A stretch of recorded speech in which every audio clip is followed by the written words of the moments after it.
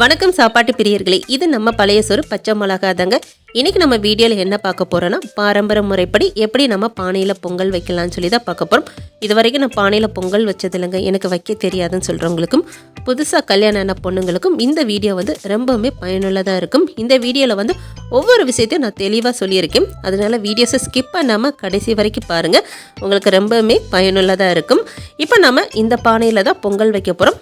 இப்போ நீங்கள் பித்தளை பானை எடுத்துக்கிட்டாலும் சரி, இல்லை புது மண்பானை எடுத்துக்கிட்டாலும் சரி, அதை நல்லா சுத்தமாக கழுவி எடுத்துகிட்டு வந்துடலாம். இப்போ அந்த பானையில் நம்ம விபூதி சந்தன குங்குமம்லாம் வச்சு பானையை நம்ம ரெடி பண்ணிக்கலாம். நான் இது போல் 3 சைடு பட்டை போட்டுட்டு அதில் மஞ்சள் குங்குமம் வச்சு ரெடி பண்ணிக்கிறேன். இது போல் தான் செய்யணும்னு சொல்லி இல்லை, உங்களுக்கு எந்த மாதிரி விருப்பமோ அது போல் பானையை நீங்கள் ரெடி பண்ணிக்கோங்க. இப்போ இந்த பானைக்கு நம்ம பொட்டு வச்சுக்கலாம். பொட்டு வைக்கும் போதில் ஒத்தப்படையில் வைங்க. இப்போ நான் 3 பொட்டு வச்சுருக்கேன் பாருங்கள். 3 பொட்டாக வைங்க, இல்லாட்டி 5 பொட்டாக வைங்க. ஒத்தப்படையில் தான் பொட்டு வைக்கணும். இது போல் பொட்டு வச்சு நம்ம ரெடி பண்ண பிறகு இப்போ இந்த பானையை சுற்றி பூ இல்லாட்டி மஞ்சள் கிழங்குலாம் வச்சு நம்ம சுற்றி எடுத்துக்கலாம். இப்போ பொங்கல் சீசன் இன்னும் 1 வாரம் இருக்கிறனால நமக்கு அந்த செடியெலாம் கிடைக்கல. அதனால் சிம்மாவே நம்ம மஞ்சள் குங்குமம் மட்டும் வச்சு நம்ம ரெடி பண்ணியிருக்கோம். இப்போ நம்மளுக்கு பொங்கல் வைக்கிறதுக்கு பானை ரெடி ஆயிடுச்சு. அடுத்து பொங்கலுக்கு தேவையான பொருட்கள் என்னென்னு சொல்லிட்டு பார்க்கலாம். இப்போ பொங்கல் வைக்கிறதுக்கு அரிசி பருப்பு எவ்வளவு எடுக்கணும்னு சொல்லிட்டு பார்க்கலாம். இது 1/4 படி ஆளாக்கு. இந்த ஆளாக்கில் 3/4 பங்கு பச்சரிசி எடுத்திருக்கேன்.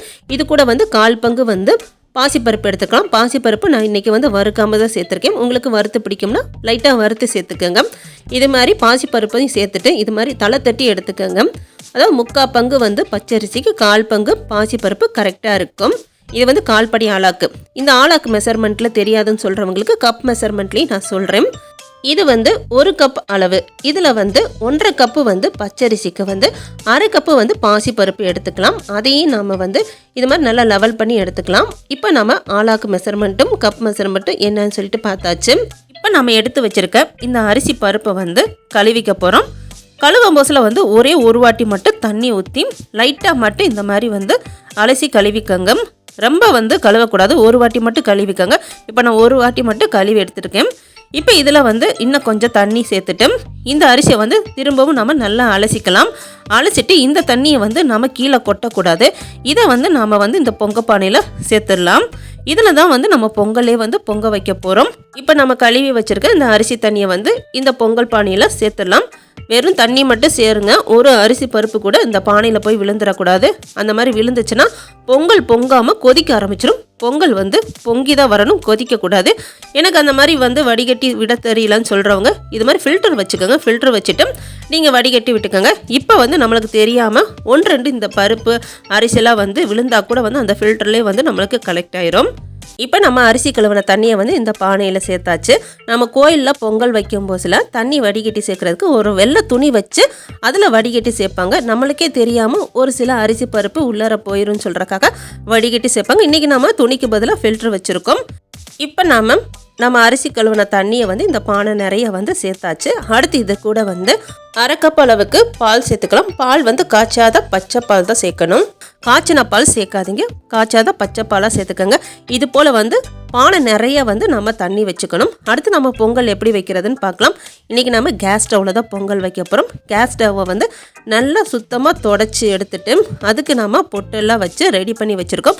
இப்போ நம்ம பொங்கல் வைக்கிறதுக்கு முன்னாடி சாமியை வேண்டிட்டு இந்த பொங்கல் பானையை எடுத்து வைக்கலாம். பொங்கல் நல்லபடியாக நம்மளுக்கு பொங்கணும்னு சொல்லிட்டு வேண்டிட்டு எடுத்து வச்சுக்கலாம். கிராமப்புறத்தெல்லாம் வாசலில் அழகாக கோலம் போட்டு புது பானையில் பொங்கல் வைப்பாங்க. நம்ம சிட்டியில் இருக்கிறவங்களுக்கு, ஃபாரினில் இருக்கிறவங்களுக்குலாம் அது வாய்ப்பு ரொம்ப கம்மி. நாம் இருக்கிற இடத்துல நாம் அழகாக இது போல் பொங்கல் வச்சுக்கலாம். இப்போ பொங்கல் பொங்க போது பாருங்கள். பொங்கல் பொங்கும் போதில் கவனமாக பக்கத்தில் இருங்க. எந்த வேலையாக இருந்தாலும் அதை அப்புறமா பார்த்துக்கலாம்னு சொல்லிட்டு பொங்கல் பொங்கும் போதில் பக்கத்தில் இருக்கணும். இப்போ பொங்கல் பொங்கும் போதில் 3 தடவை பொங்கல்னு சொல்லிட்டு நம்ம எடுத்து வச்சுருக்க அரிசியை இந்த மாதிரி 3 தடவை பொங்கல் பானையை சுற்றி இதில் சேர்த்துக்கலாம். சேர்த்துட்டு இப்போ இது எல்லாத்தையும் ஒரு வாட்டி நல்லா இந்த போல் கலந்துட்டு இப்போ எக்ஸஸாக இருக்கிற தண்ணியெல்லாம் நம்ம ஒரு பாத்திரத்தில் எடுத்து வச்சிடலாம்.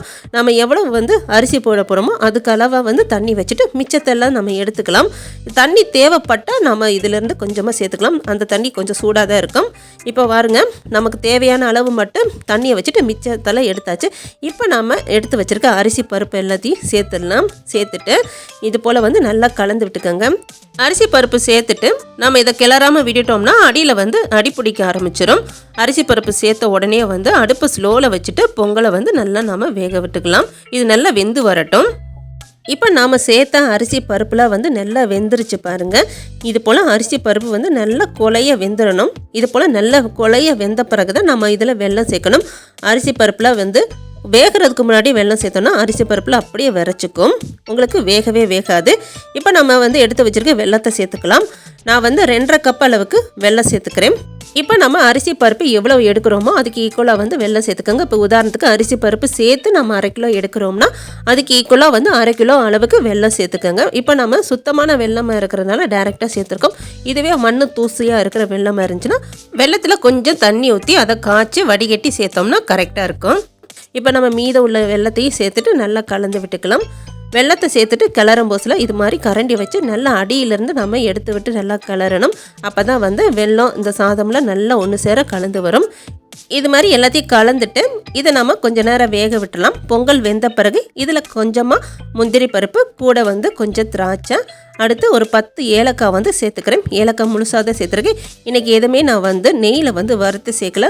சாமிக்கு இது மாதிரி வந்து நம்ம நெய்வேத்தியம் பண்ணும்போது சிலம் எதையுமே நம்ம நெய்யில் வறுத்து சேர்க்காமல் இது மாதிரி டைரெக்டாக தான் நம்ம சேர்க்கணும். இப்போ வாசலில் பொங்கல் வைக்கும் போதெல்லாம் வந்து எதையுமே நம்ம நெய்யிலலாம் வறுத்து சேர்க்க மாட்டோம். இது மாதிரி டைரெக்டாக தான் நம்ம சேர்த்துருவோம். இப்போ இது எல்லாத்தையும் நல்லா கலந்து விட்டுட்டு கடைசியாக நம்ம கொஞ்சமாக நெய் சேர்த்துக்க போகிறோம். நெய் வந்து 50 கிராம் வந்து எடுத்துருக்கேன். இதில் நம்ம பாதி மட்டும் சேர்த்துட்டு நம்ம கலந்துக்கலாம். இந்த சக்கரை பொங்கல் கூட கொஞ்சமாக தேன், பேரிச்சம்பழம்லாம் இருந்துச்சுன்னா சேர்த்து நீங்கள் பொங்கல் வச்சு பாருங்கள், சூப்பராக இருக்கும். இன்றைக்கி என்கிட்ட அதில் இல்லாதனால சேர்க்க முடியல. உங்கள்கிட்ட இருந்துச்சுன்னா அதில் சேர்த்து பொங்கல் வச்சு பாருங்கள், சூப்பராக இருக்கும். இப்போ நம்ம வச்சுருக்க மீதம் உள்ள அந்த நெய்யை சேர்த்துட்டு லைட்டாக மட்டும் நம்ம கலந்து விட்டு நம்ம இறக்கிட்டோம்னா அருமையான சக்கரை பொங்கல் நம்மளுக்கு ரெடி ஆயிரும். இந்த தை பொங்கலுக்கு வந்து இதே மாதிரி நீங்களும் செஞ்சு பாருங்கள். இந்த வீடியோஸில் சொன்ன விஷயம் எல்லாமே உங்களுக்கு பயனுள்ளதாக இருக்குன்னு சொல்லி நான் நினைக்கிறேன். உங்களுக்கு இந்த வீடியோவில் வந்து பயனுள்ளதாக இருந்துச்சுன்னா உங்கள் ஃப்ரெண்ட்ஸ் கூடயும் ஷேர் பண்ணிக்கோங்க, அவங்களுக்கும் பயனுள்ளதாக இருக்கும். நம் முன்னோர்கள் வந்து தை பிறந்தால் வழி பிறக்குன்னு சொல்லுவாங்க. இந்த தை திருநாளில் இருந்து எல்லாரோட வாழ்வும் சிறப்பாக அமைந்திட அனைவருக்கும் அட்வான்ஸ் தை திருநாள் நல்வாழ்த்துக்கள். இது போல் நல்ல பயனுள்ள வீடியோக்களுக்கு நம்ம சேனலை நீங்கள் இன்னும் சப்ஸ்கிரைப் பண்ணிட்டு பக்கத்தில் இருக்க அந்த பெல் பட்டனை கிளிக் பண்ணிக்கோங்க.